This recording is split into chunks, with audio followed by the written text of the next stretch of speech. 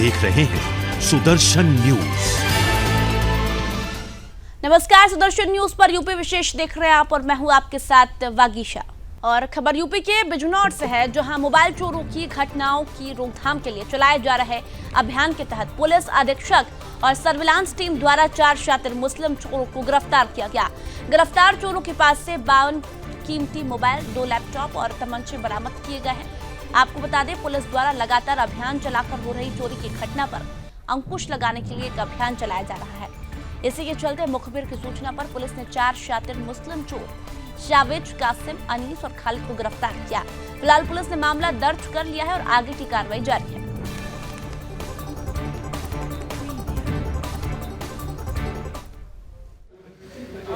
कोतवाली नगर पुलिस ने bypass road railway फाटक के पास से 4 अभियुक्तों को गिरफ्तार किया। शावेज, आदिल, कासिम और खालिद, ये सभी के सभी जो है मोबाइल चोरी, लैपटॉप चोरी और उसके पुनर्विक्रय का काम करते हैं। इनके पास से 52 mobile phone, 2 laptop, HP company के 2 अवैध तमंचे, 315 बोर और 2 जिंदा कारतूस, 2 चाकू नाजायज बरामद हुए। इनमें से 1 लैपटॉप और 4 मोबाइल फ़ोन जो थे वो हमारे बिजनौर की चोरी के थे। शेष के क्रम में अभी सर्विलांस की टीम लगी हुई है और उनको हम कनेक्ट करके। और खबर यूपी के चित्रकूट से है, जहां मऊ के निवासी रामसखा पाल के 2 बेटे क्षेत्र के प्रसिद्ध देवस्थान परानू बाबा में आयोजित कार्यक्रम में हिस्सा लेने जा रहे थे। इसी दौरान एक तेज रफ्तार ट्रैक्टर ने बाइक में पीछे से टक्कर मार दी, जिससे बाइक चला रहा बड़ा भाई दिलीप और पीछे बैठा छोटा भाई विकास सड़क पर गिर गया। इस हादसे में विकास की मौके पर ही मौत हो गई और दिलीप गंभीर हो गया। मौके पर मौजूद लोगों ने घायल को तत्काल अस्पताल पहुंचाया, जहां प्राथमिकी इलाज के बाद गंभीर हालत के चलते दिलीप को रेफर कर दिया गया। घटना की जानकारी मिलने पर मृतक के परिवार में हड़कंप मच गया। परिजनों ने बताया कि मृतक का पिता रामसखा गाड़ी चलाकर परिवार का पालन पोषण करता है।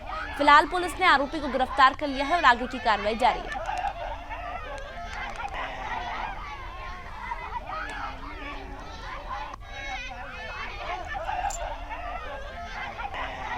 मोड़ चौराहे एक ऐसा केंद्र बिंदु है जहां उत्तर प्रदेश से लेकर के मध्य प्रदेश तक की सड़कें जो जुड़ी है, लोगों का आवागमन होता है। और आज हम बरगढ़ मोड़ चौराहे से लगभग 2 किलोमीटर की दूरी पर परानू बाबा का स्थान है। सावन का महीना है, यहाँ लाखों श्रद्धालु दर्शन करने के लिए सावन में आते हैं। और आज जो यहाँ पर एक घटना हुई है, बरगढ़ मोड़ चौराहे से लगभग 1 किलोमीटर की दूरी पर ये टर्निंग पॉइंट है और रोड बगल की ये गंगा गदरी के लिए जाती है।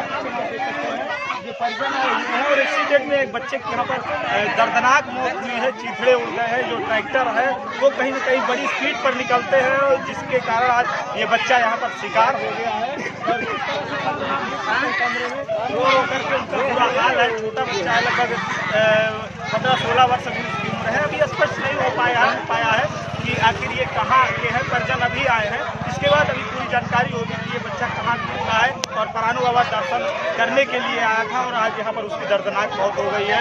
कहीं ना कहीं आप इधर पीछे कैमरामैन दिखाएंगे, देखिए परानू बाबा का जो मेला है आज वो भी बाधित हो रहा है। यहाँ पर लंबी कतारें लगी है। अगर सुरक्षा व्यवस्था। खबर यूपी के बरेली से है, जहां एक स्कूल में चपरासी की दबंगई देखने को मिली। दरअसल स्कूल के प्रिंसिपल ने चपरासी के द्वारा छुट्टी लेने पर उसका अवकाश लगा दिया था, जिससे चपरासी आग बबूला हो उठा और प्रिंसिपल के घर जा पहुंचा। लेकिन घर में प्रिंसिपल के न मिलने पर उसने उसके बेटे पर फावड़े से हमला कर दिया। हमले के दौरान युवक लहलुहान हो गया। तभी आस पड़ोस के लोगों ने युवक को इलाज के लिए अस्पताल में भर्ती कराया। बता दें कि जब प्रिंसिपल घर पहुंचा तो बेटे की हालत देखकर दंग रह गया, जिसके बाद पीड़ित पिता की शिकायत पर पुलिस ने केस दर्ज कर कार्रवाई शुरू कर दी है।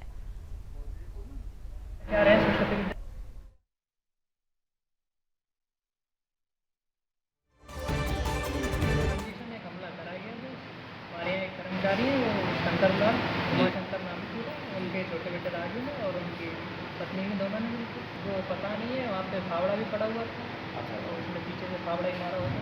मेरे घर में 6 बात तो कुछ भी नहीं है। सुबह का ही कोई मैटर है, स्कूल में ही अवकाश लगा दिया गया था उनका। जब ड्यूटी टाइम से नहीं आएंगे तो अवकाश लगेगा ही। 2 ही लोग थे। कौन? एक तो उसका छोटा बेटा था, राजू नाम है उसका जी, और एक उसकी पत्नी थी। खबर यूपी की राजधानी लखनऊ से है, जहां पौष कहे जाने वाले आशियाना कॉलोनी में पिछले अनेक वर्षों में दबंग भूमाफियाओं ने बड़ी तेजी से आवासीय भूखंड और मकानों को व्यावसायिक प्रतिष्ठानों में अवैध रूप से बदल दिया है। और यही नहीं, उनकी दबंगई का अंदाजा आप इस बात से भी लगा सकते हैं कि इन भूमाफियाओं ने सार्वजनिक सड़कों पर भी अपना कब्जा कर उसे पार्किंग के साथ ही अपनी निजी संपत्ति के रूप में बदल डाला है। दरअसल आशियाना सेक्टर में रहने वाले दबंग भूमाफिया और समाजवादी पार्टी से जुड़े सुरेश यादव और उनके बेटे शैलेंद्र यादव ने पिछले अनेक वर्षों से आवासीय मकानों को व्यावसायिक प्रतिष्ठानों में अवैध रूप से बदल दिया और उन्हें मोटी रकम लेकर किराए पर भी उठा दिया। यही नहीं, सेक्टर के में बने व्यावसायिक प्रतिष्ठान पर बने ऐसे ही अवैध निर्माण है। ऐसा तब हो रहा है जब हाईकोर्ट ने अवैध निर्माण पर कड़ी कार्रवाई की बात कह चुकी है और खुद मुख्यमंत्री योगी आदित्यनाथ भी लगातार भूमाफियाओं पर सख्त है।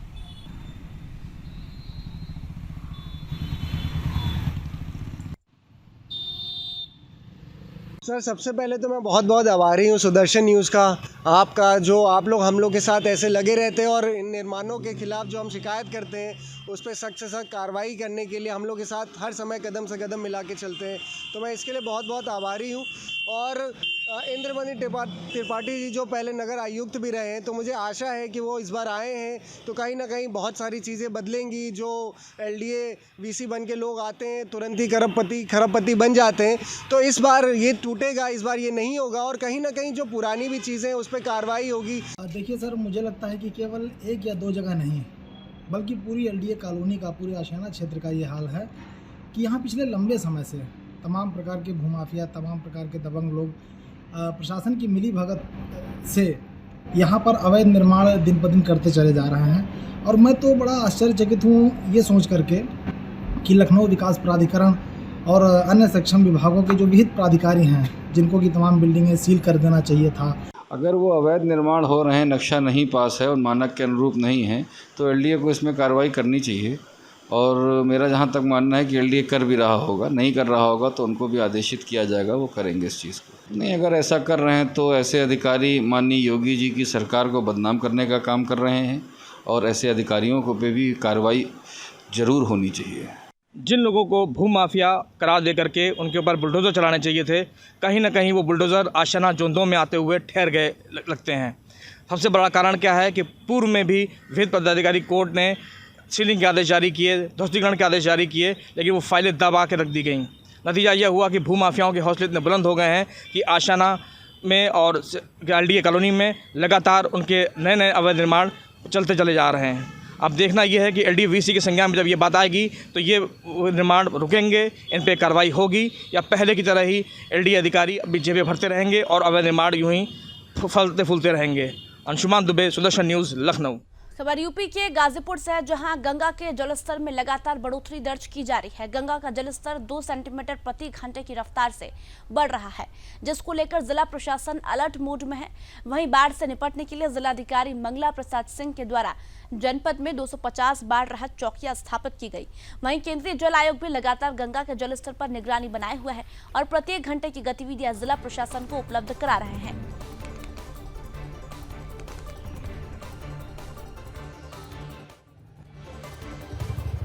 देखिए, जो हमारा पिछला अनुभव रहा है उसके तहत हमारे करीब 100 के आसपास के गांव ऐसे हैं जहां बाढ़ के वजह से लोगों को परेशानियां आती हैं।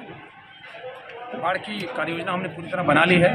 गंगा और उसकी सहायक नदियों में जहां जलभराव, जहां वाटर का लेवल बढ़ने से आसपास के घरों में, आसपास का जो खेत है, आसपास का जो क्षेत्रफल है वो जो डूबता है, उससे क्या क्या परेशानियां आ सकती है इसकी कार्ययोजना हमने बना ली है।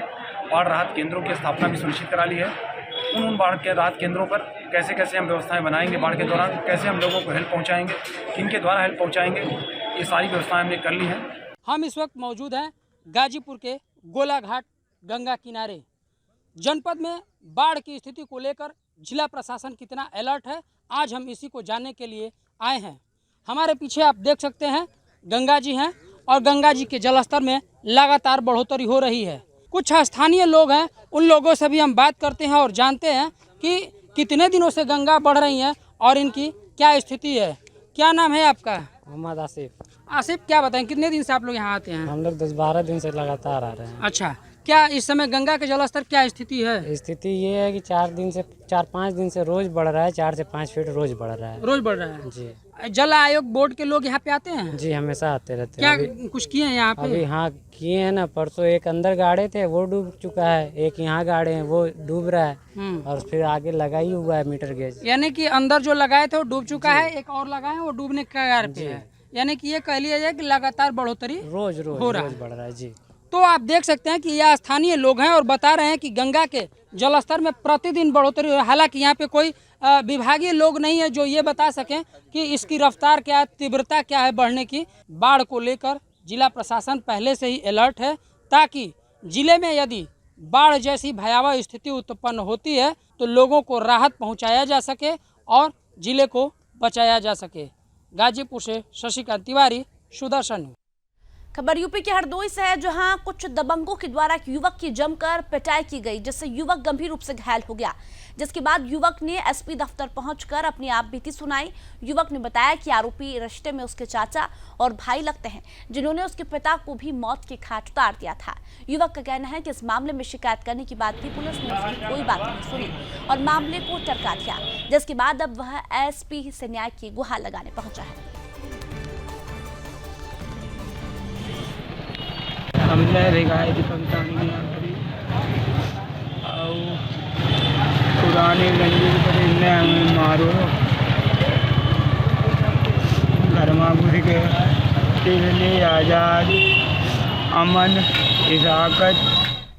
खबर यूपी के हरदोई से है, जहां योगी सरकार के मंत्री दिनेश खटीक और जतिन प्रसाद की नाराजगी के बाद अब विधायकों का गुस्सा भी सामने आने लगा है। सवायचपुर के विधायक माधवेंद्र प्रताप सिंह ने प्रशासनिक अफसरों पर भ्रष्टाचार का आरोप लगाया है। इससे पहले उन्नाव के विधायक ने भी नाराजगी दिखाई थी। दरअसल विधायक ने डीएम अविनाश कुमार को पत्र लिखा है, जिसमें उन्होंने 2 अफसरों के खिलाफ कार्रवाई की मांग की। विधायक का कहना है कि विकास खंड में तैनात अपर कार्यक्रम अधिकारी ज्यादातर टेंडर अपने पिता और सगे संबंधियों के नाम जारी किए हैं। इसके अलावा मनरेगा योजना में 10 से 12% की कमीशन की वसूली होती है। विधायक ने अभियंता दीपक राजपूत पर भी आरोप लगाया, जिसमें उन्होंने कहा है कि ग्राम प्रधानों और सचिवों से विधायक के नाम से बड़े पैमाने पर अवैध वसूली की है, जिससे विधानसभा क्षेत्र में उनकी काफी छवि धूमिल हुई है। इस मामले में जिला अधिकारी ने सीडीओ आकांक्षा राणा को पूरे मामले की जांच कर कार्रवाई के निर्देश दिए हैं।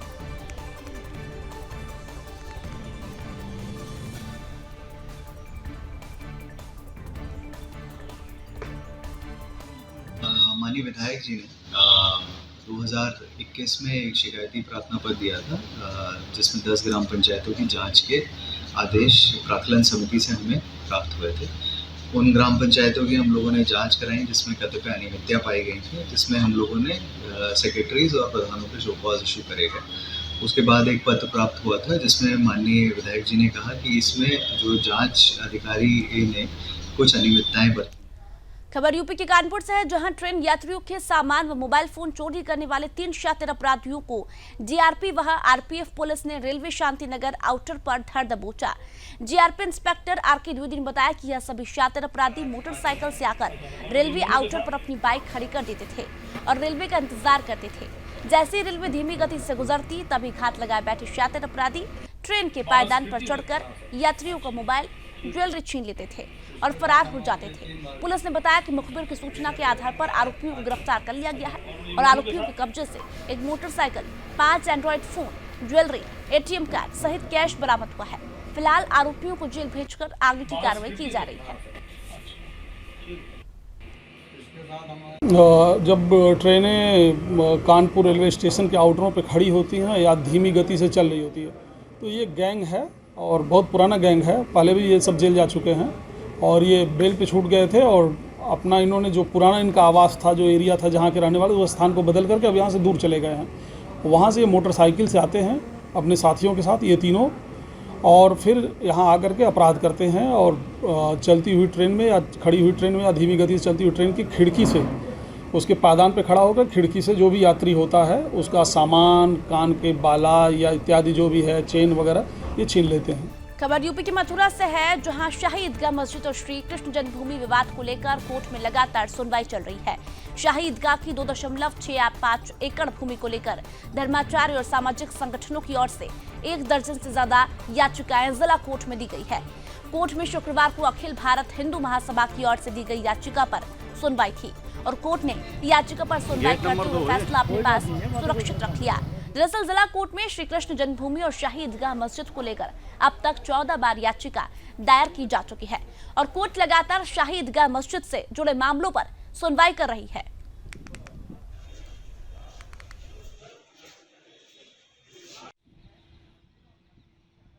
पिछली बार हमने माननीय सिविल न्यायालय में ईदगाह परिसर में कोर्ट कमिश्नर नियुक्त करने की मांग की थी और वहाँ के जो प्राचीन शाखें हैं उन्हें सर्वे करा के न्यायालय में मंगाने की प्रार्थना पत्र दिया था।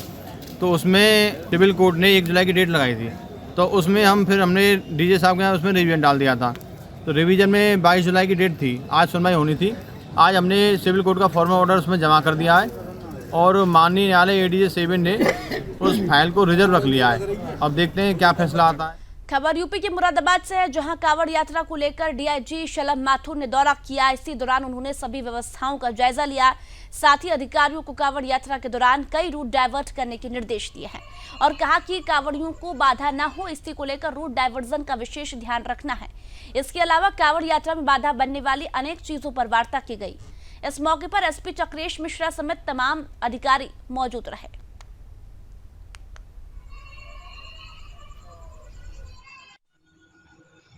जैसा कि आपको विदित है, सावन का महीना चल रहा है और सावन का सोमवार हो गया है। 3 सावन के सोमवार हैं अभी और इसके साथ साथ 26 तारीख को श्रावण शिवरात्रि भी है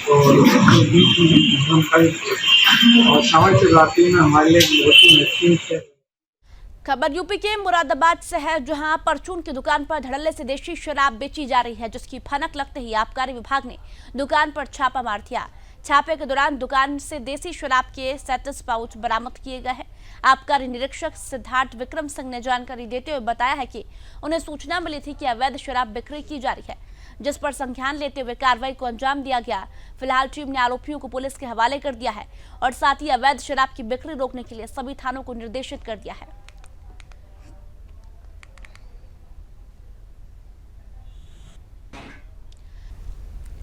और यूपी विशेष में फिलहाल इतना ही। आप देखते रहिए सुदर्शन न्यूज। जय हिंद।